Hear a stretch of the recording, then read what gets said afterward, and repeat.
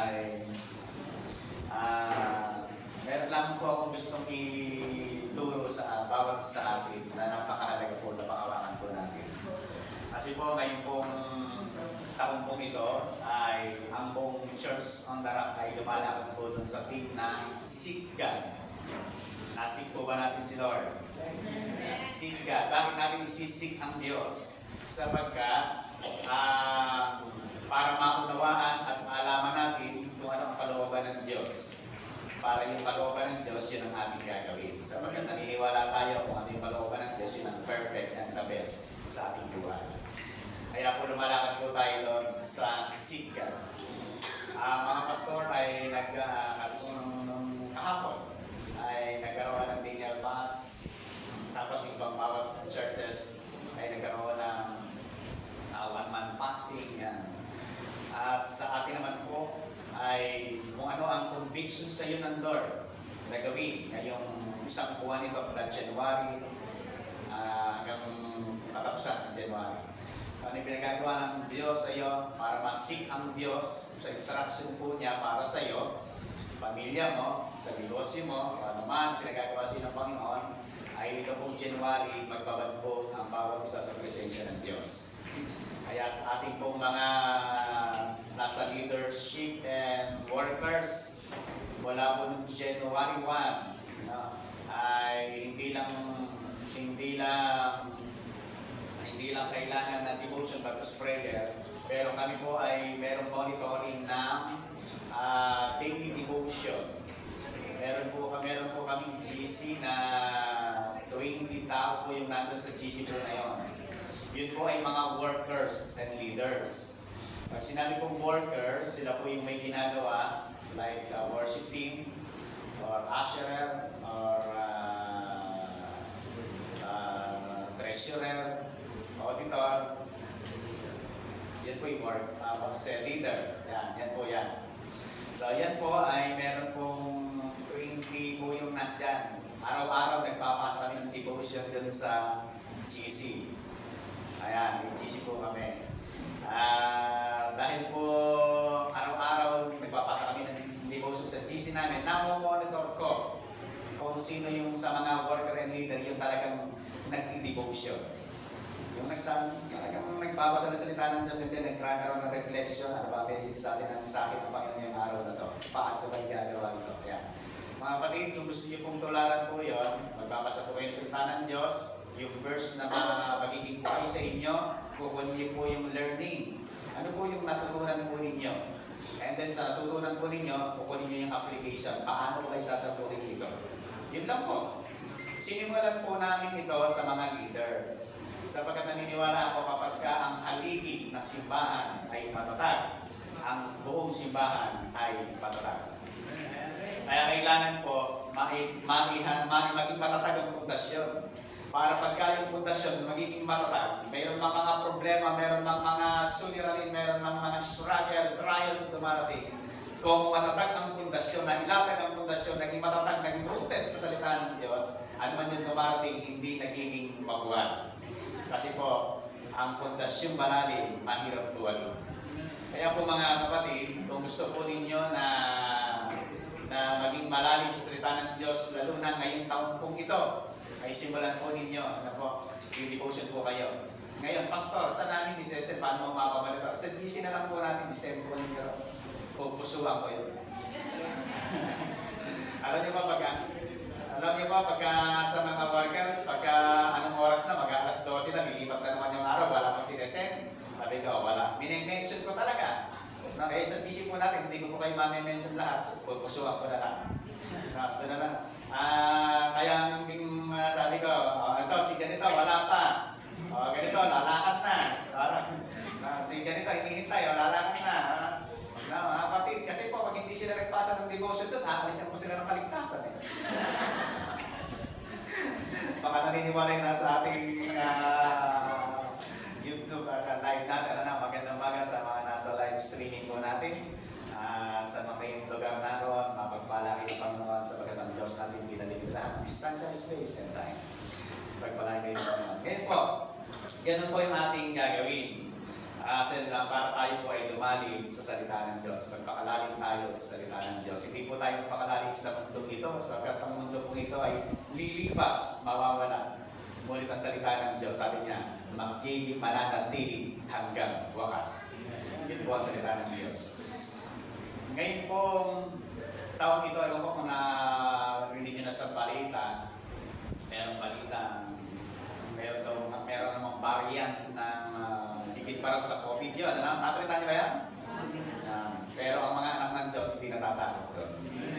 Ano man ang dumating, ano man ang mangyari, tayo hindi natatakot. Bakit? Meron tayong Diyos na buhay na ating pinananampalatayaan. Siya ang nangangako sa kanyang salita. Ano mga kapatid? Siya yung nangangako sa kanyang salita. Hindi man tayo yung nangako sa atin. Ang Diyos ang nangako sa atin mula nung pasimula hanggang sa wakas. Ang Diyos na nagpasimula, nandun na siya sa wakas. Nakita niya na yung wakas. Kaya ano man yung mangyayari sa mga susunod na panahon, hindi tayo matatakot sapagkat tayo ay protektado ng kapangyarihan ng Diyos. Mga kapatid, ng pong 1, January 1, ay meron po akong tinanggap na salita ng Diyos. Gusto kong ito yung share ko sa ating ngayong pong umaga nito. Ano po yung aking tinanggap na salita ng Diyos noong pong bagong taon, January 1, 2025. Lagyan natin si screen Isaiah chapter 43 verse 18 and 19. Yan. Basa.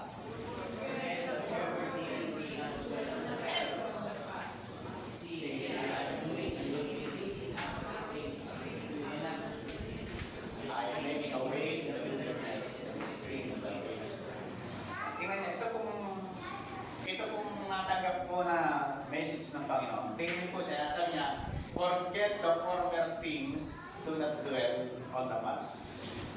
Gusto po natin maranasan yung patuloy na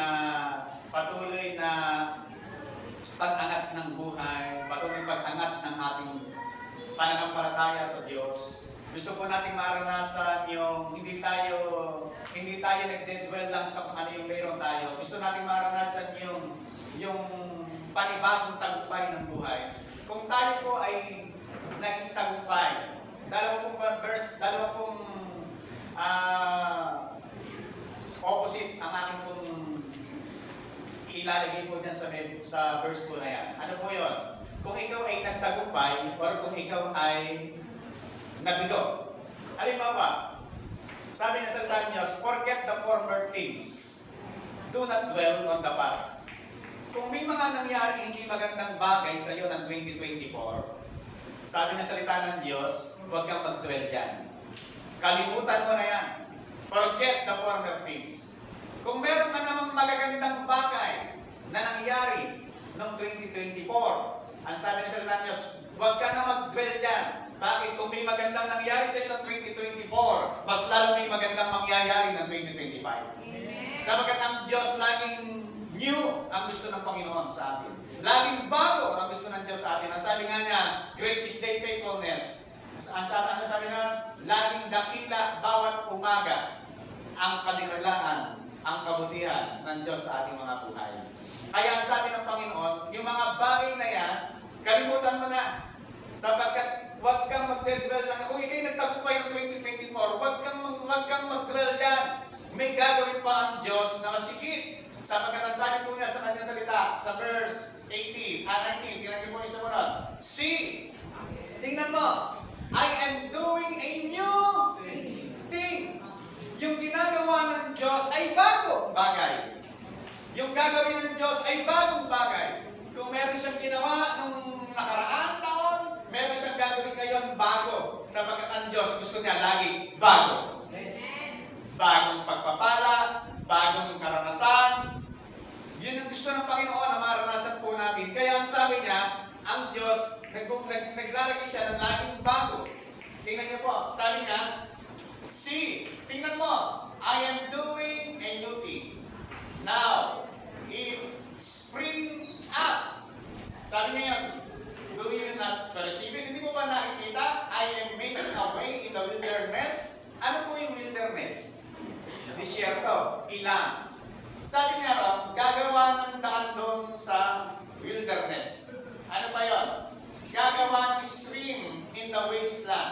Sabi po dito sa aking po binabasa sa Amplified Bible, ganito po yung sinabi. Do not remember the former things or ponder the things of the past. Listen carefully. I am about to do a new things. Now it will spring forth. Will you not be aware of it? Sabi niya, I will even put a road in the wilderness. May daan sa wilderness and river in the desert. Magkakaroon ng ilog. Agos ng ilog sa disyerto. Mukhang mahirap yun. Pero sa Diyos walang mahirap. Tayo gumawa ng mga dakilang bagay ng Diyos sa ating mga buhay ngayong taon ito. May banta man ng anumang variant, anumang sakit, anumang mga binabalita na yan sa napapakinggan po natin. Anumang balita na yan mga kapatid, panghahawakan natin lagi ang sinasabi ng salita ng Diyos. At sabi ng Panginoon, meron siyang dakilang bagay na gagawin. Merong something new na gagawin ng Diyos.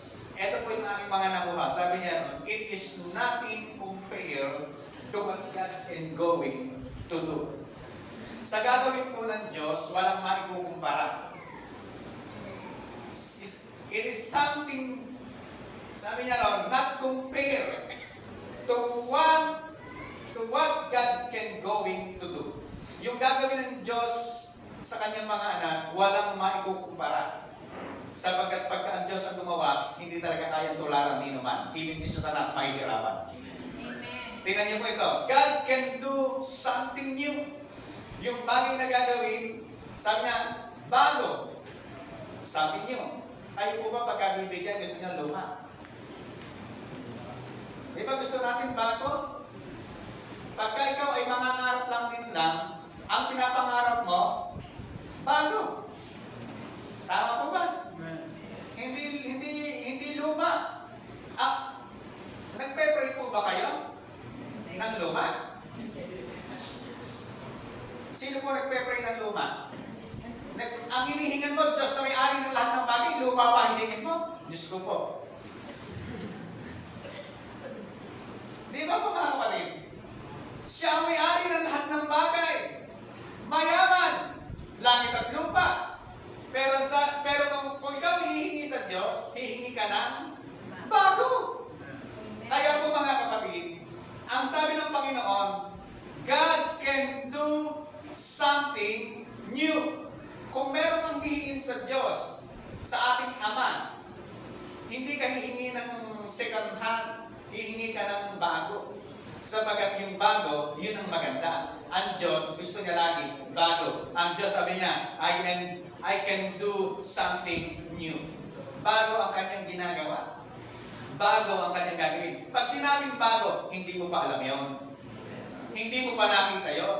Hindi mo pa naranasan yon. Pag sinabing bago, mamamangha ka sapagkat bago ang gagawin ng Diyos. Ngayong bagong taon, may bagong gagawin ng Diyos sa iyong buhay.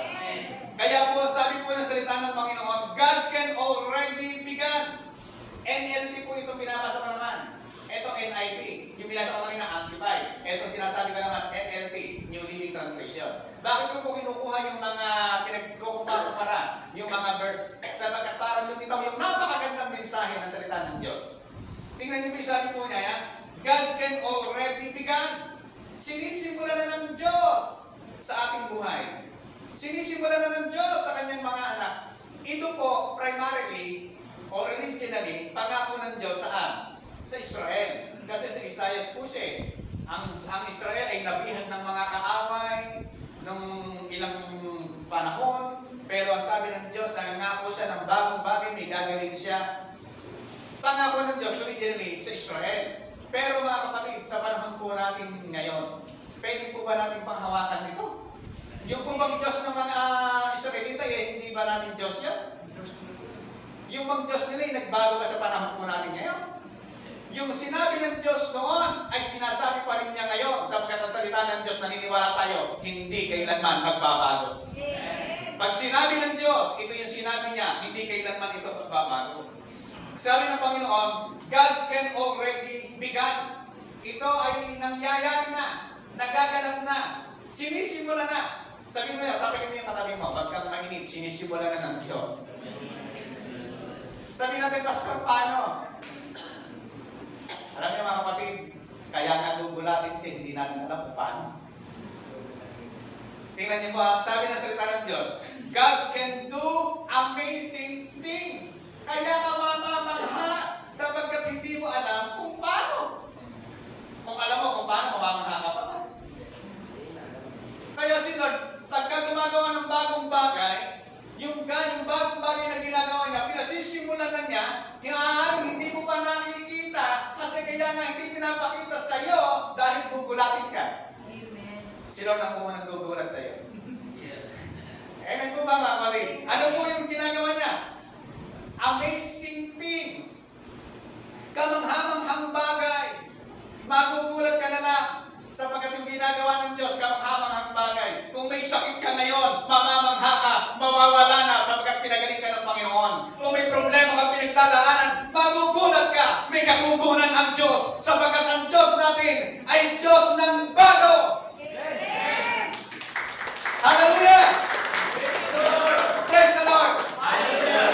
Ang Diyos ay may ginagawa sa atin something new. It's already begun. We will amaze mga kapatid sa gagawin po ng Panginoon. Hindi tayo natatakot sa anumang banta ng balita, anumang banta ng pandemya, anumang banta ng sakit, kahirapan o pagbagsak ng ekonomiya. Hindi tayo sakop ng ekonomiya ng mundong ito sapagkat tayo ay kabilang sa kaharian ng Diyos.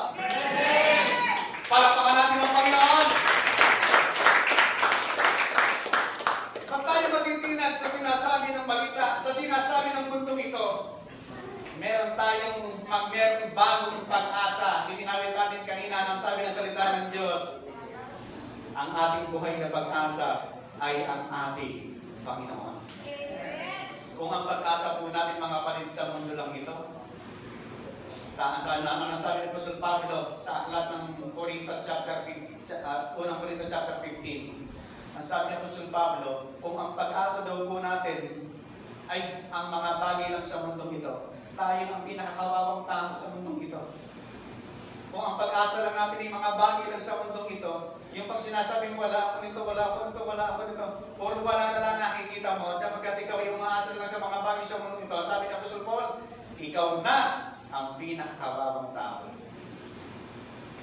Mga kapatid, bakit sinasabi ni Apostol Pablo yun? Sapagkat nakita ni Apostol Pablo na mayroong isang buhay na pag-asa ang mga mananampalataya kay Kristo. Yun ay ang buhay na walang hanggan na bigay ng Diyos sa atin.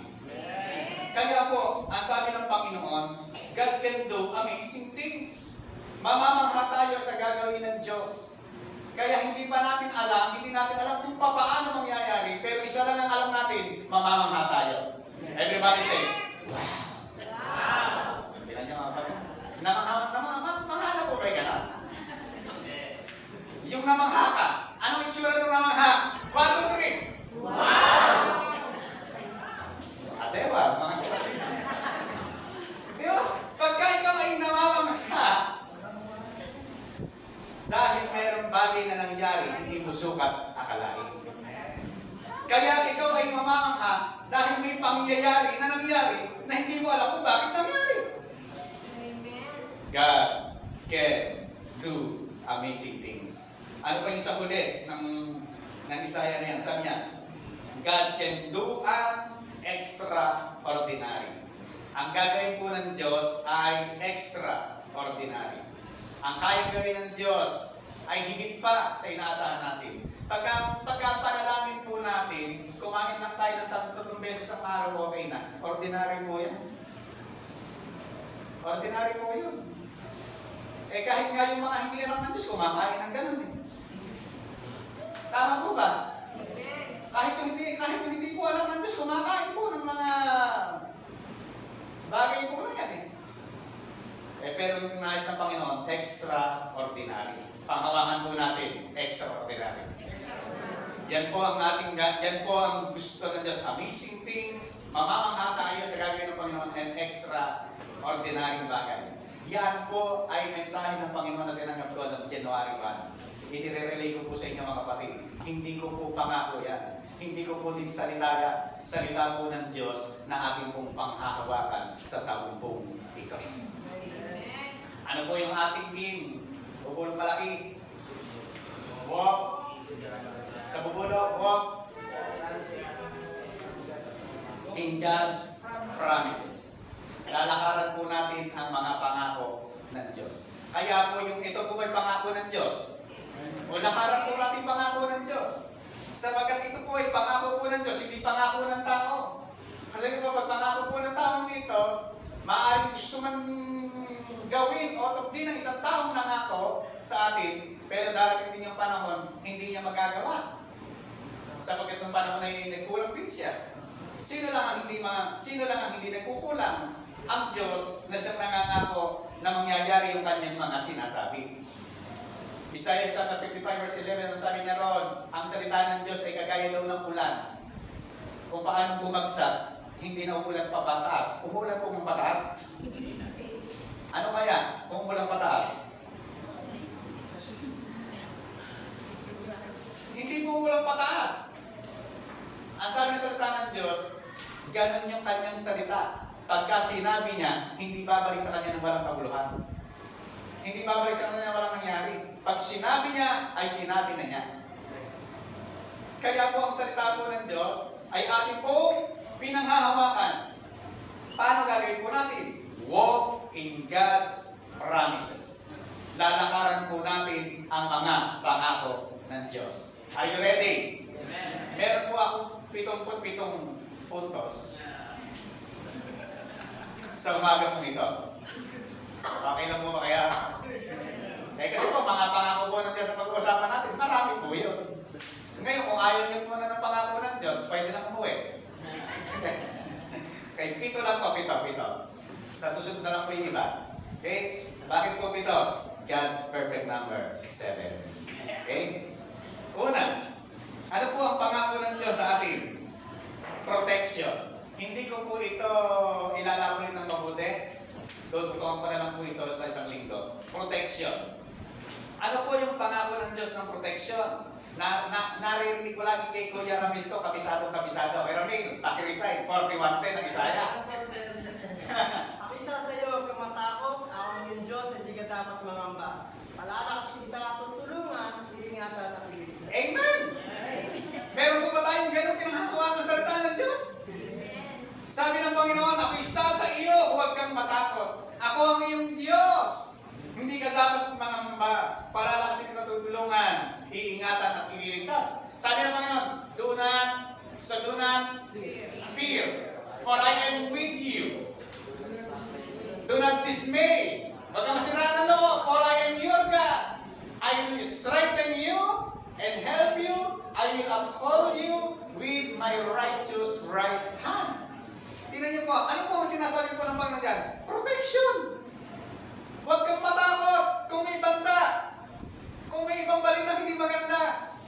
Kung mayroong banta ng Bombay sa harapan ng bahay.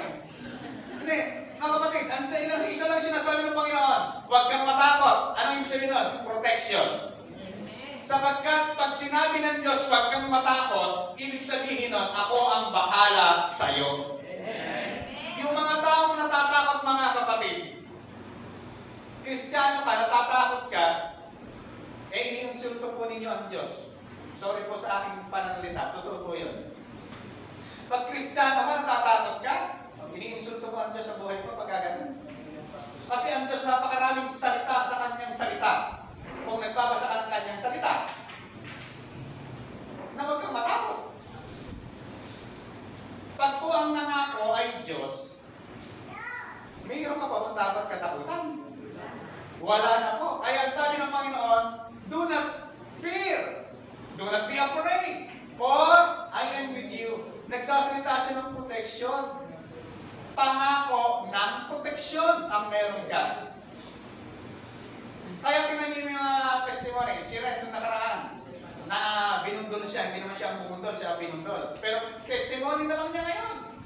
Maraming mga pagkakataon sa ating mga buhay na dapat sana ay na-aksidente tayo, pero nakita natin yung kabutihan ng Diyos, iningatan tayo ng Panginoon. Bakit po? Yan ay protection proteksyon na nanggagaling sa Diyos sapagkat ang pangako niya, I am with you, for I am with you. Huwag kang mabarhala, for I am your God. I will strengthen you, and I will help you. Tutulungan tayo ng Panginoon.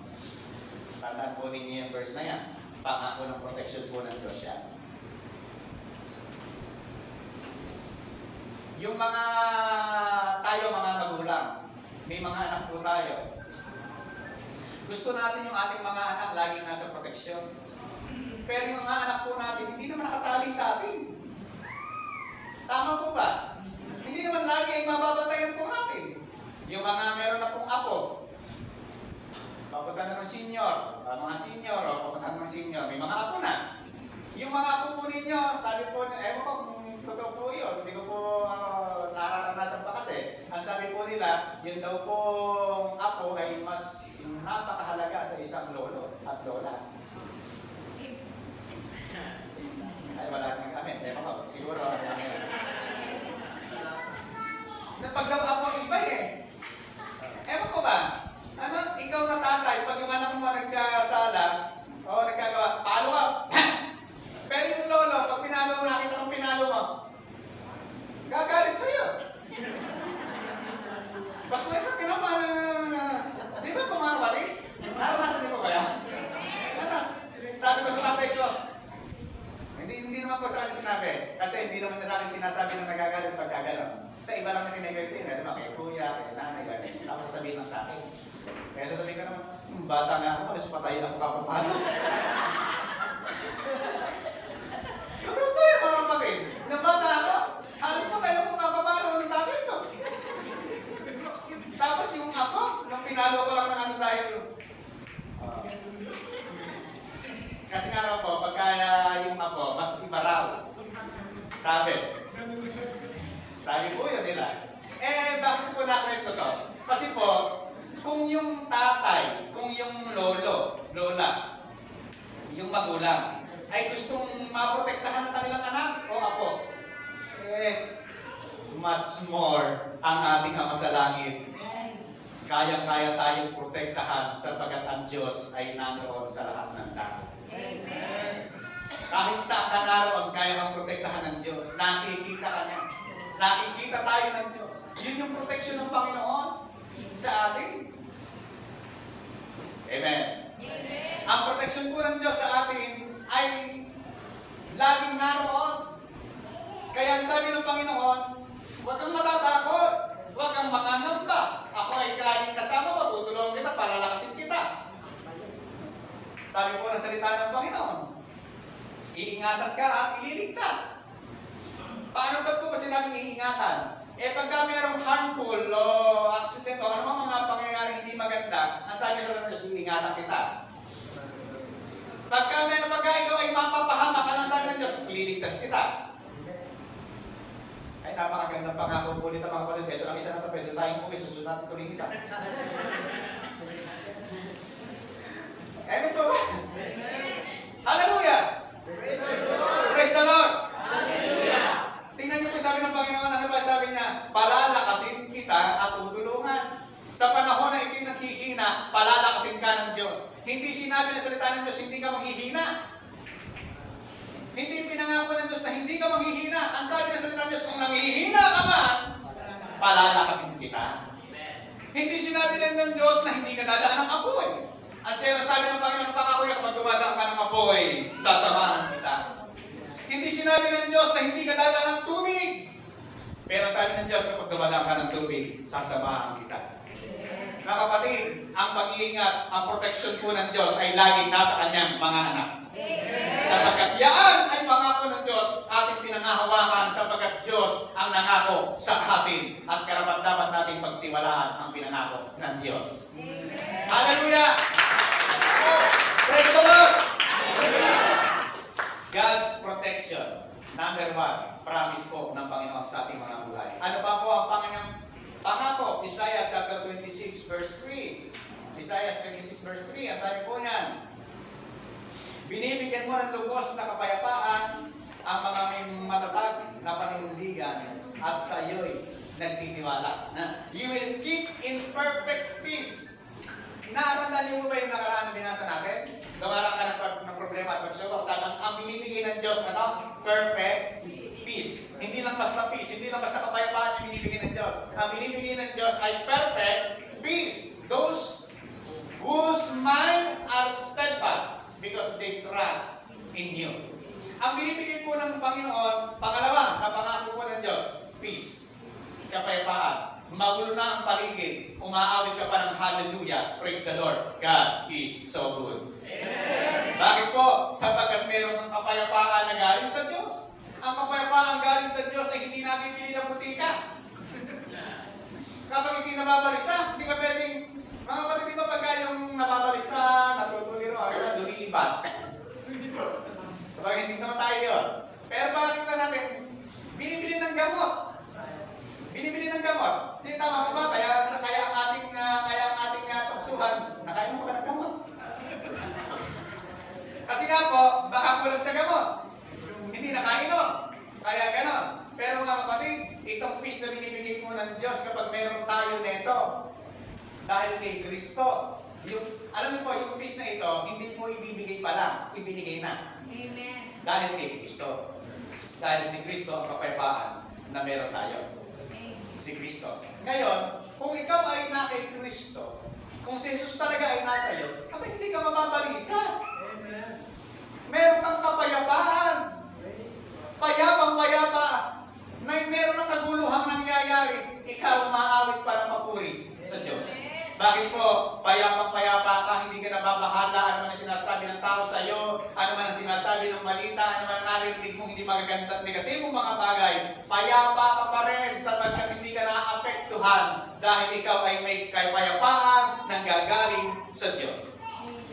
Sabi ng Panginoon, binibigyan mo ng lubos na kapayapaan, perfect peace, ang mga may matatag na paninindigan at sa iyo'y nagtitiwala. Sino po yung binibigyan ng kapayapaan? Yung nagtitiwala. Kasi kung hindi ka nagtitiwala, itiyak, malamang ikaw ay balisa. Kasi sino ba yung mga balisa? Yung hindi nagtitiwala. Kasi po mga kapatid, ang totoong nagtitiwala sa Diyos, may kapayapaan. Ito ay pangako po ng Diyos. Kung totoong pinagtitiwalaan natin ng Panginoon, ang pangako niya, peace. Lumingon ka sa kami mo. Sabi mo, peace be with you. Amen po ba mga kapatid? Sabagat yan po ang binibigay po ng Diyos sa ating mga buhay. Hallelujah. Pangatlo na tayo, pangatlo. Deuteronomy 31:8. Sabi po yan, Deuteronomy 31:8. Si Yahweh ang mamumuna sa iyo. Sasamahan ka niya. Hindi ka niya bibiguin o pababayaan man. Kaya't huwag kang matakot, ni panghinaan ng loob. Sabi pa nga, si Yahweh ang mamumuna sa iyo. Sasamahan ka niya. Hindi ka niya bibiguin o pababayaan man. Kaya't huwag kang matatakot, ni masisiraan ng loob. Ano po yung pangako ng Panginoon dyan? The Lord Himself goes before you and will be with you. He will never leave you nor forsake you. Do not be afraid. Do not be discouraged. Narinig niyo na po ba yung verse, yung sinabi ng Panginoon na He will never leave you nor forsake you sa New Testament? Sa Hebreo 35. Sinabi po ng Panginoon, Hebreo 35, I will never leave you nor forsake you. Ano po yung kasunod doon? Huwag mong ibigin ng salapi sapagkat hindi ka pababayaan, iiwanan ng Diyos. Tama po ba? Ano po ang ibig sabihin nun? Ano po pangako ang nandun? God security. Ibig sabihin, secure ka sa Diyos. Hindi ka mangangamba kung ano kakainin mo. Hindi ka mangangamba kung paano ka mabubuhay. Meron kang secure. Meron security. Ang buhay mo ay secure sa Diyos. Bakit po secure sa Diyos ang buhay natin at pananiniwalaan po natin yan? Bakit po? Sapagkat ang sabi po ng salita ng Diyos, kahit daw po yung ibon ay pinakakain niya. Eh mas mahalaga daw po tayo kaysa sa ibon. Sino po ba mahalaga? Yung uwak o ikaw? Sinabi pa nga ng Lucas Alam niyo po sa Israel, ang isang buwak, hindi magandang ibon niya. Marumi. Isang maruming hayop. Pero bakit? Uwak ang ginawang halimbawa ni St. Luke, ni Lucas, nung siya ay nagsusulat. Alam niyo po kung bakit? Kahit na yung maruming ibon na hindi katanggap-tanggap sa bansang Israel ay pinakakain ng Diyos, kayo pa kaya na mga tao na nilikha ng Diyos? We are secure. Security. Sabi pa nga naman, the Lord Himself goes before you and will be with you. Come on. Goes before you. Tingnan po yung sinabi niya, the Lord Himself goes before you. Ibig sabihin po ng goes before you, eto ka, eto ang Diyos. Kasi bago ka pa dumating, eto na siya. Nakunawa po ba natin mga kapatid? Bago pa tayo dumating doon sa punto na yon, ano na siya? Kasi ang sabi ng Diyos, the Lord Himself goes before you. Mauuna muna siya ron. Bago ka pumunta, nandun na siya. Nakita na niya, maganda roon, kaya doon kanya dinadala. Ano ibig sabihin nun? Security. God's promises, ang pangako ng Diyos ay security sa buhay ng bawat isa natin. You are secure. Ay alam na kami. Sapagkat nasabi po ng Panginoon, the Lord Himself goes before you and I will be with you. Bantay sarado, protektado, ang Diyos ang merong pag-ingat, ang Diyos ang merong secure sa ating pong mga buhay. Pangako po ng Panginoon yan, mga kapatid. Panghawakan po natin. Pangako ng Panginoon. Pangilan na po? Pangatlo? Pang-apat. John 16:3.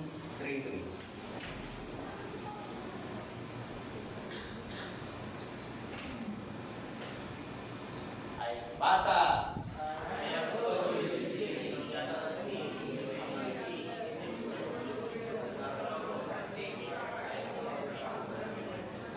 Ano po yung pangako ng Panginoon dyan? Victory.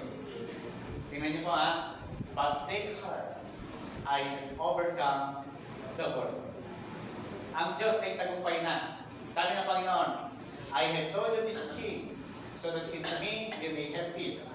Sinasabi ko sa inyo dito, para kayong nasa akin ay magkaroon ng kapayapaan.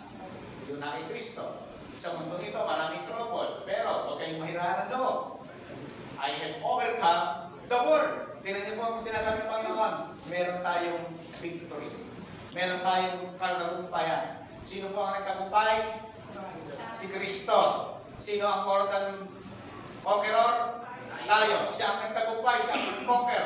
Siya ang victorious. Tayo po ay mga recipient lamang. Kaya tayo ay sakop ng biyaya ng Diyos. Tingnan niyo po mga kapatid, yung victory na pinangako po ng Panginoon na ito, meron ka na. Ginawa na ni Kristo sa buhay po natin. Lalakaran na lamang po natin. Yung ginawa ng Panginoon Kristo, lalakaran na lang po namin. Kaya sabi po ng Panginoon, napagtagumpayan ko na ang sanlibutan. Hindi, ikaw ay isang Kristiyano, hindi ka lumalaban para magtagumpay. Kasi tagumpay ka na. Hindi ikaw nagpapatuloy para tagumpay. Tagumpay ka na.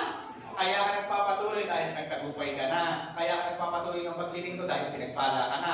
Kaya ikaw ay nagtilingkod dahil niligtas ka na. Lahat ng bagay na ginagawa natin ay bunga lamang ng ginawa ni Kristo sa ating mga buhay. Kaya natin ginagawa ang isang bagay para sa Panginoon, kaya tayo naglilingkod sa Panginoon dahil tayo ang unang pinaglingkuran ng Diyos. Siya ang unang naglingkod sa atin. Kaya tayo pinagpala, kaya tayo pinagpala ng Diyos. Kaya tayo naglilingkod sa Panginoon hindi para pagpalain sapagkat tayo pinagpala ng Diyos.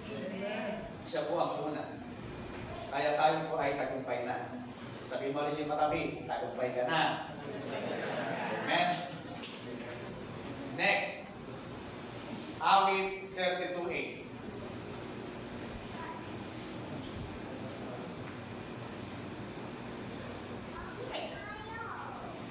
Ang sabi ni Yahweh, aakayin kita sa daan, tuturuan kita at laging papayuhan. I will instruct you and teach you in the way you should go. I will counsel you with my loving eyes on you. Tingnan niyo po yung sinabi, ano po yung pangako ng Lord dyan? Pangako ng guidance. Pag-iingat. Pangako ng guidance. Ano po yung guidance? Instruction. Nagbibigay ng parang parental guidance. Gabay sa atin. Yan yung pangako. Sabi ng Panginoon, sabi ni Yahweh, akayin kita sa daan, tuturuan kita, at lagi papayuhan. Makinig sa sinasabi ng salita ng Diyos. Ang Holy Spirit po ang ating dakilang guro sa mga panahon pong ito. Ang sabi po ng Bible, siya yung magtuturo sa atin ang lahat ng bagay. Ang kailangan lang, makinig. Ngayong New Year, kailangan meron kang new year. Amen. Kasi para makinig mo, kung mapakinggan mo kung ano yung sinasabi ng Diyos, hindi kung ano na pinapakinggan natin. Para mapakinggan natin kung ano ang sinasabi ng Diyos sa ating buhay, kung ano yung bagay na dapat natin gawin. Kaya nga sabi ko sa aking exhortation kahapon sa aming prayer and fasting sa mga pastor, kailangan muna meron tayong personal revelation. Pangalawa, pagsunod doon sa informasyon na ating tinanggap. Kailangan mo meron tayong personal revelation sa Diyos. Kaya napakahalaga yung ating devotion, pagbabasa ng salita ng Diyos, araw-araw natin pakikinig sa Panginoon. Bakit po? Sapagkat tayo po ay humihingi ng instruction and personal revelation. Ang salita po ng Diyos ay ginagawa nating sabi po ito ay ating meron pong libro, yung libro na Daily Bread. Daily Bread. Ang salita po ng Diyos, araw-araw, daily grace natin naman. Yan ang araw-araw nating biyaya sa Diyos. Daily grace. Amen. Kaya pagka ikaw ay nagbabasa ng salita ng Diyos, magdi-devotion ka, mga kapatid, ibig sabihin, pinakaya mo ang iyong kaluluwa, may bala ka na naman para harapin ang buong maghapon ng buhay mo. Eh kung sa buong maghapon, wala kang bala, hindi ka nakapagkarga, ikaw inuna mo yung mga ligpitin. Pagkagising mo ng umaga, inuna mo kagad yung mga ligpitin. Eh mga kapatid, pagdating na maghapon, ligpit ka ng ligpit. Kasi inuna mo yan eh. Kung ano kasi unahin mo, dagdag sa'yo. Inuna mo yung mga ligpitin. Mamaya-maya, habang nagliligpit ka na yan, sumasabay na yung bibig mo kayo. Puro reklamo ka na yan. Tama po ba yan? Kasi nga, nagkulang sa presensya ng Diyos, kaya nagkulang sa pasensya. Yun po yung nararanasan. Kaya kailangan po talaga meron tayong guidance, may gabay. At ang gabay po natin walang iba, kundi ang salita ng Diyos. Siya po ang ating gabay. Ang Diyos ang ating gabay. Kaya po pagka tayo ay inuuna natin si Lord, bawat umaga ng buhay natin, nag-devotion muna tayo, ay magkarga na tayo. Ano man yung maririnig natin negatibo, ano man yung makikita natin, gumagawa tayo, bumubukang ang bibig natin, pero buka ng pagpupuri at pag-awit sa Diyos. Amen. Sapagkat ikaw ay blessed na blessed, ikaw ay kanyang-kanya sa iyong natisip sa salita ng Diyos na kanyang salita, kaya ikaw ay kahit na gumagawa ka, kahit sa pansinin mo, pagkagalan, maghapon ka nagtrabaho, pero hindi ka napagod. Dahil malakas ang iyong espiritu. Dahil malakas ang iyong kaluluwa na busog ng salita ng Diyos. Ano kailangan natin? Ano yung pangako nito? Promise of guidance. Pag-iingat ng Diyos. Laging makinig sa sinasabi ng Panginoon. Ano pa po? Pangilan na po ba? Panghaning. Awit 37, 23, and 24. Kasi po, medyo alas, ano na pala, bitin na dapat kasi dapat. Awit 37, 23, and 24. Okay. Basa.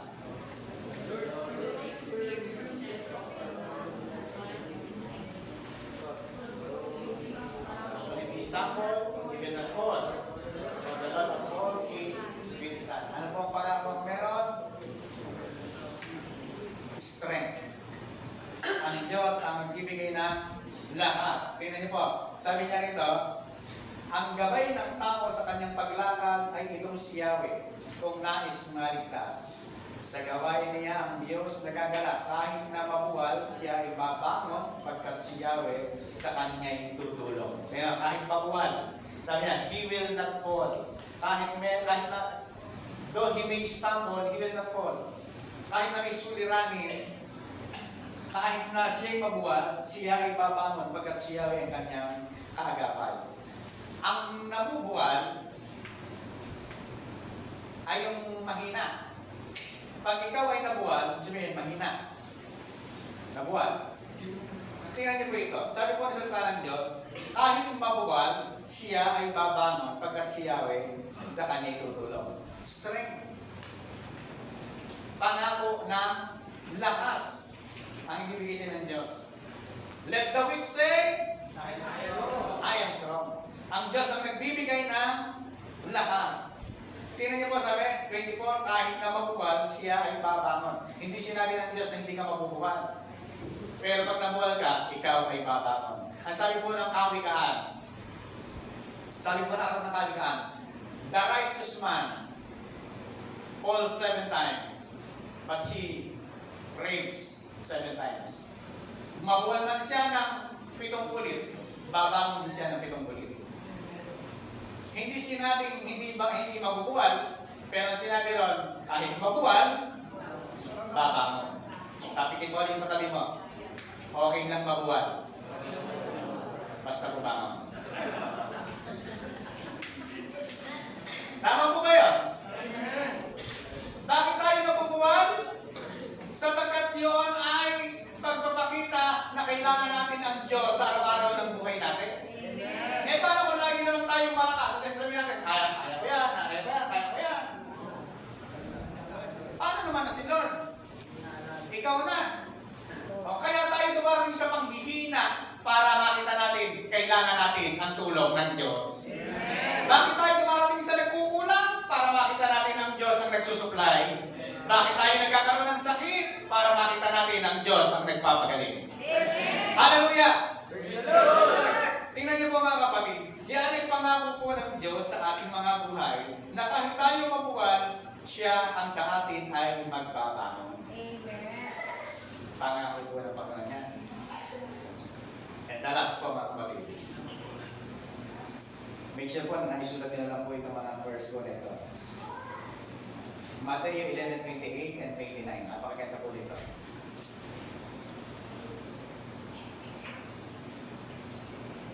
Basa. Unto me, take my yoke,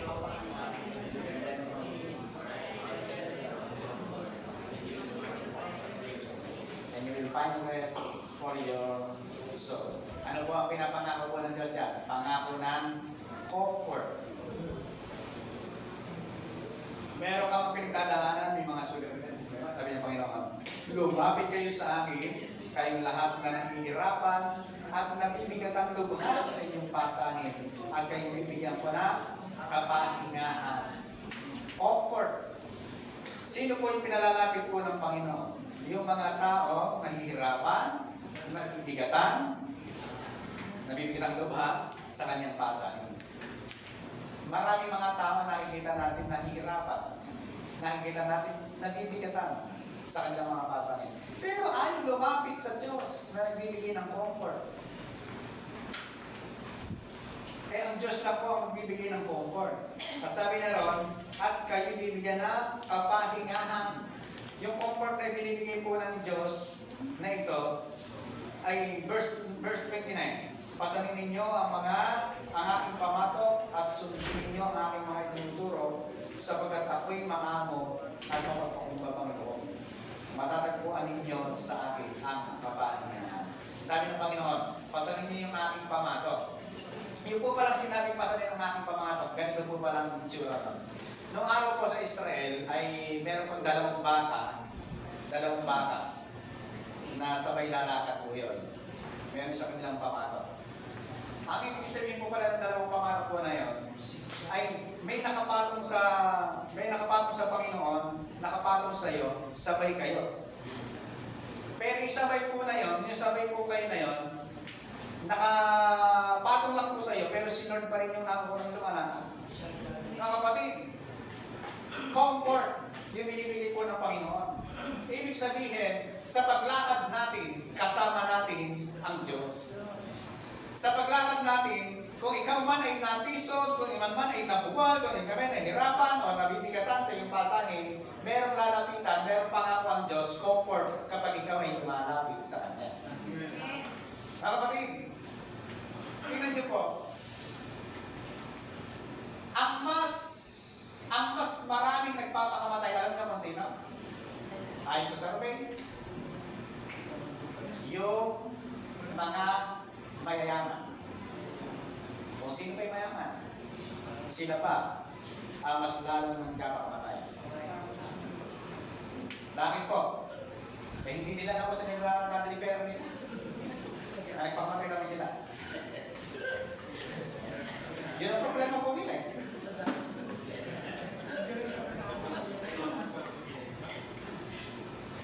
Hindi, yung po ayon po sa survey, yung kung merong anak, sila pa yung nagpapakamatay sa buhay.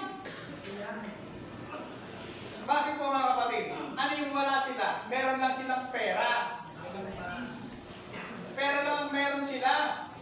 Pero alisin mo yung pera sa kanila, ay naku po, napakahirap na ng buhay nila. Sila na yung pinakamahirap na tao. Bakit po mga kapatid? Kasi ang taong walang pag-asa sa Diyos, sila na yung pinakakawawang tao. Ang taong walang Diyos sa buhay, sila na yung pinakakawawang tao sa mundo.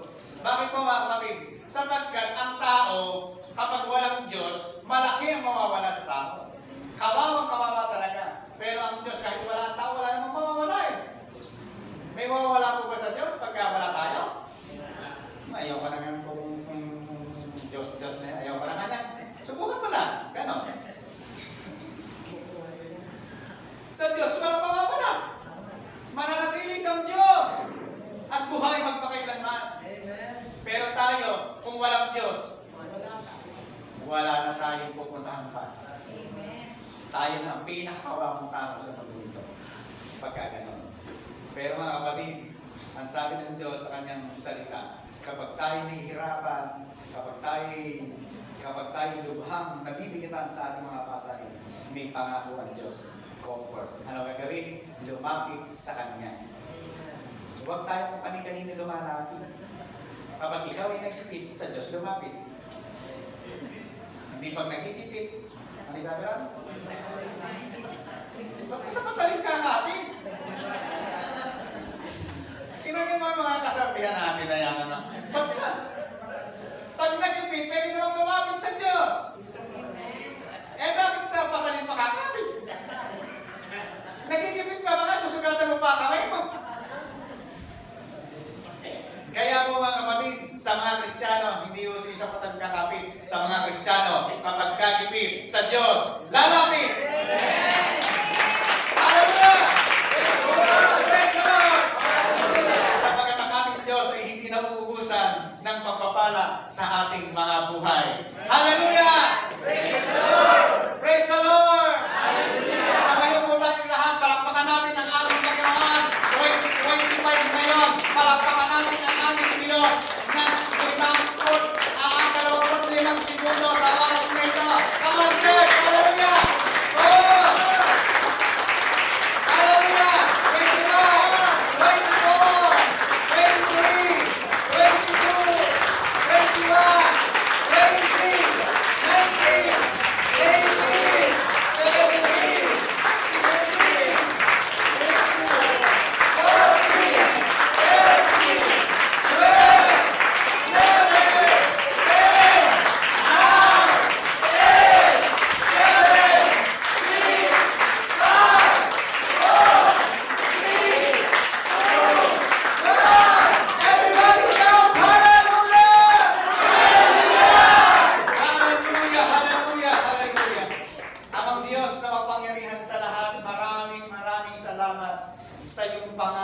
21, tunay na ikaw lamang ang aming Diyos na totoo sa iyong mga pangako. Hindi kailan mo ang mabibigo ang iyong mga pangako aming Ama. naniniwala po kami na magmamanifest sa aming mga buhay. Anumang panahon at sitwasyon, hindi kami matatakot, hindi kami mangangamba, sapagkat ikaw ang Diyos na aming kasama, ikaw ang Diyos na siyang nagmumuna sa amin. Amang Diyos, we walk in your promises. Napakaraming pangako sa iyong mga salita. Napakaraming mong pangako na iyong binibitawan sa iyong mga salita. Na kung amin pong bubungkalin ang iyong mga salita, amin pong mahahanap, masusumpungan ang mga pangako po ninyo ito. At ito po ay pwede namin gawing treasure sa aming mga puso. Na anumang panahon at pagkakataon, meron kaming paghuhugutan ng lakas, paghuhugutan ng pag-asa. Walang iba kundi ang iyong mga salita. Sapagkat ang mga salita mo ay totoo at buhay sa aming pong mga buhay. Maraming salamat po aming mga Diyos. Tunay na hindi ka nagbabago mula noon ngayon at magpakailanman. Ang iyong habag at awa ay lagi mananatili sa aming pong mga buhay. Ang iyong walang hanggang pag-ibig at biyaya ay patuloy po namin mararanasan. Kay Kristo, kaming lahat ay protektado, kaming lahat ay blessed and highly favored. Maraming salamat po aming Ama sa iyong kabutihan sa aming pong mga buhay. Mga Diyos, sa umagang ito, unang linggo ng 2025, pinangahawakan po namin ang iyong mga pangako. Hindi kami mangangamba, hindi kami matatakot, hindi kami mapapalisan. Lagi po kaming aasa sa iyo. Hindi kami aasa sa aming sarili, sa aming karunungan, sarili naming katalinuhan. Hindi kami aasa sa sino mang tao. Lagi lamang po kaming aasa sa iyo, aming Ama. Maraming salamat po. May mga pagkakataon, amang Diyos, na naghihina kami, ngunit ikaw ang nagpapalakas sa amin. May mga pagkakataon, aming amang Diyos, na nabubuwal kami, ngunit ikaw ang nagtatayo sa amin. Maraming salamat, amang Diyos, sa iyong mga pangako. Ikaw ang San Diyos na patuloy na siyang nangunguna at patuloy na siyang mahayag sa aming pong mga buhay. Father, more of you, Holy Spirit, more of you in our lives. Patuloy na ikaw, pati ikaw, ang aming hinahangad sa buhay po namin. We will dwell in your presence day and night, Father. Sa presensya may kagalakan, kapayapaan, lubos ang kasiyahan. At wala nang pangangailangan sa iyong presensya. Maraming salamat po aming Ama. Hayaan po ninyo na patuloy na lumago sa aming mga puso ang iyong mga pangako ito. At sineselyahan po ito ang banal na dugo ng Panginoong Kristo. Sa iyong lahat ng papuri at pagtakila, aming Ama, sa pangalan